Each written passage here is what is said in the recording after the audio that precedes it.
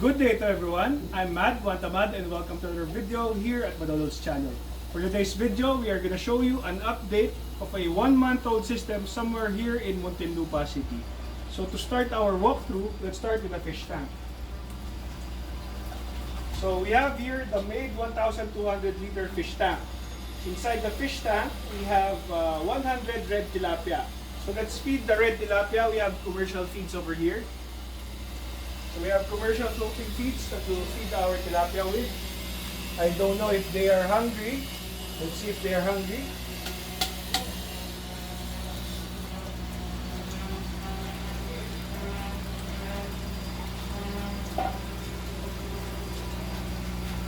So as you can see, the tilapia here is around a month old. We added them here at around 10 millimeters. So 10 as fingerlings, and now they are about let's say 30 to 40 millimeters or 3 to 4 cm. Okay, so in a span of a month, because the water quality is high, the tilapia will grow faster because they are provided with clean water and good dissolved oxygen. So the oxygen is provided by our compressor over here.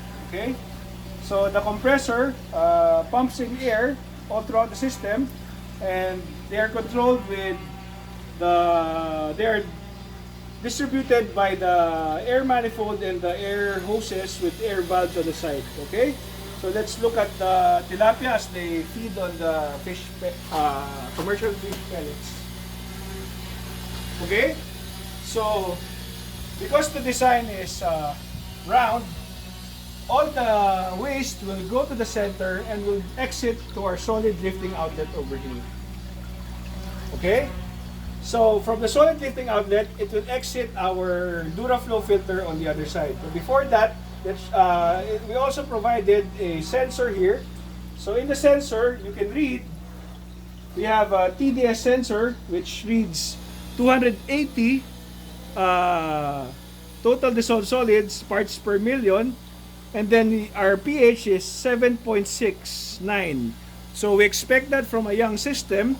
So as the system matures, it will go down to 6.5 and to 6.8. Our temperature now is around 29 degrees Celsius. So it's a bit hot for the tilapia. But as they put shade here, the temperature will lower to around 28 degrees Celsius. So from let's go back to the solid lifting outlet over here, or solid lifting overflow. From the solid lifting overflow, it will now flow to our Duraflow Mini. So this is the made Duraflow Mini filter. So in the center, we have a radial flow part.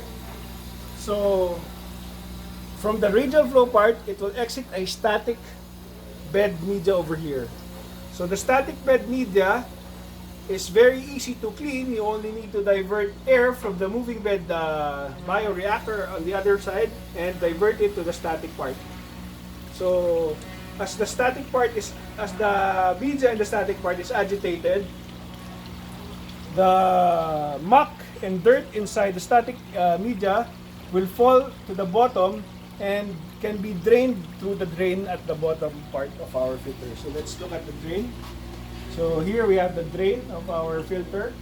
So again, the water you drain there, you can remineralize and return the water, the clarified water, back to your system, and the sludge you can add to your soil-based garden or to your vermiculture bin.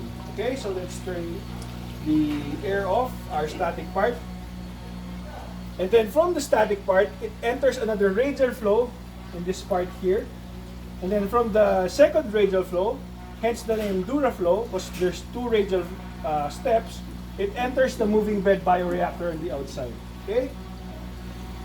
So the moving bed bioreactor helps in converting the ammonia into nitrates.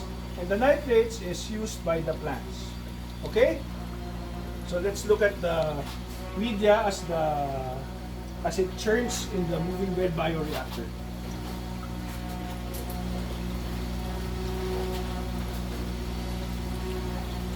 Okay? So when the media is, when the ammonia is converted into nitrates, it exits our standpipe or overflow over here. Then from the overflow, it now goes to our sump over here. So this is the sump. So in the sump, a pump is located at the corner. Okay, so that's a very small pump. It's a 55-watt pump, which splits the flow from the sump into the fish tank and into the gravel bed. So this is a split flow system. So the first split is our fish tank, and then the second split is to our gravel bed over here. Okay, so this is the inlet of our gravel bed. So water enters here. Let's remove the strainer. So water enters here to our gravel bed, and in our gravel bed we have some plants here, or some seedlings. We have an okra here, a newly transplanted okra over here also, a chili plant, a tomato plant, some eggplant, okay, some sweet basil. We have a cucumber here. It's already fruiting. So that's starting to fruit. We also have fruit here. Okay? And we also have ampalaya or bitter gourd on the side. So we'll let that crawl on the walls of our system. Okay? And then the second split goes over here. So follow me.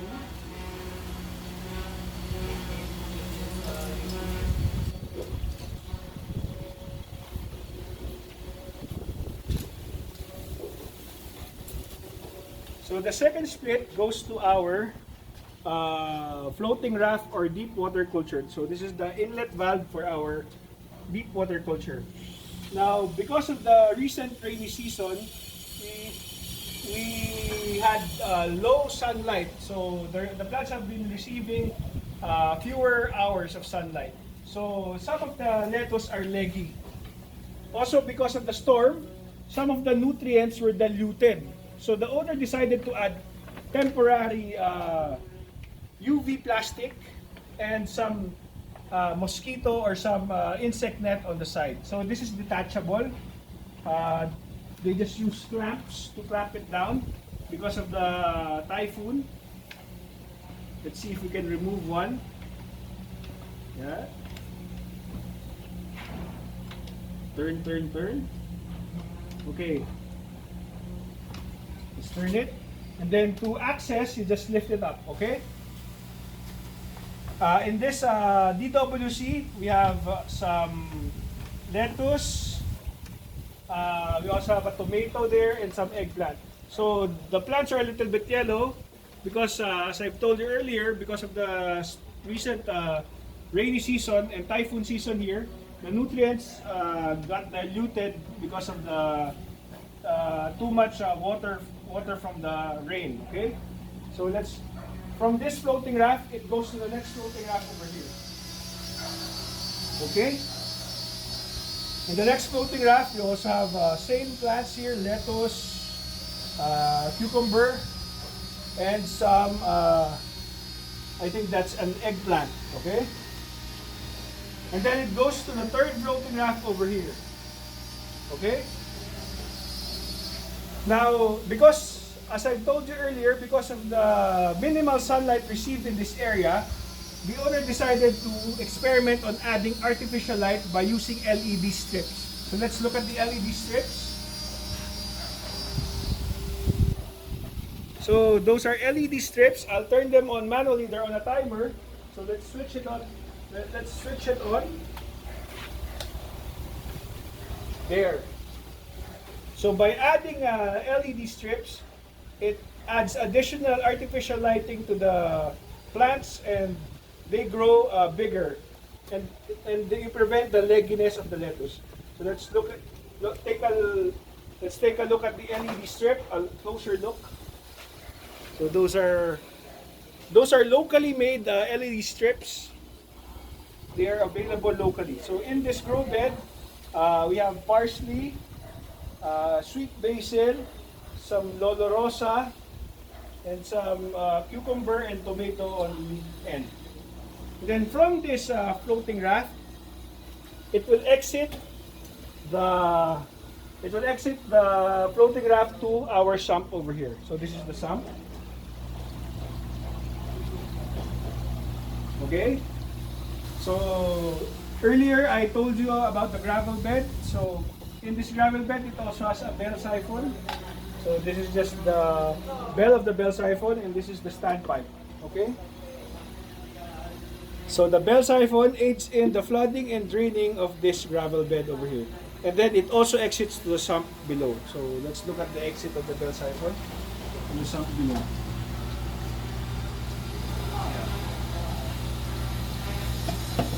Now let's close it up.